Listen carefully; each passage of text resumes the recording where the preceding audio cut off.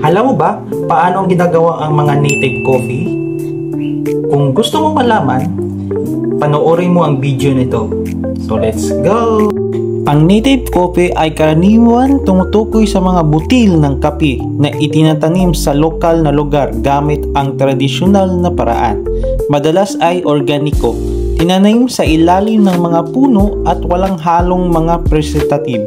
Sa Pilipinas, ang terminong ito ay partikular na tumutukoy sa mayamang tradisyon ng mga lokal na kape tulad ng kilalang kaping barako. Mayroong 7 hakbang na pagproseso ng native coffee sa ating bahay. Una, harvesting. Umitas ng hinog at pulang bunga ng kape mula sa puno. Pangalawa, separation. Alisin ang panglabas na laman ng bunga ng kape. Sa tradisyonal na paraan na tinatawag na dry process, inilatag ang mga bunga sa ilalim ng araw upang patuyuin bago ito pinupukpok at matagal na laman. Pangatlo, drying. Ilatag ang mga butil ng kape sa banig o patag na lugar upang tuluyang matuyo na maaaring tumatagal ng 1 hanggang 2 linggo. Mahalaga ang tamang pagpatuyo upang manatili ang lasa ng kape.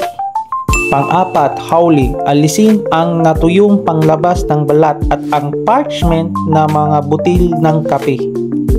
Pang-5, roasting. Ipritit o i-roast ang berdeng butil ng kape sa init. Mahalagang hakbang ito upang ma-develop ang bango at lasa ng kape. Pang-6, grinding. Gilingin at i-roast na mga butil ng kape ayon sa nais na pino o durog na kapal para sa pangparit ng kape. Ang panghuli, brewing. Haluin ang gilingin na kape sa mainit na tubig upang makukuha ang lasa nito.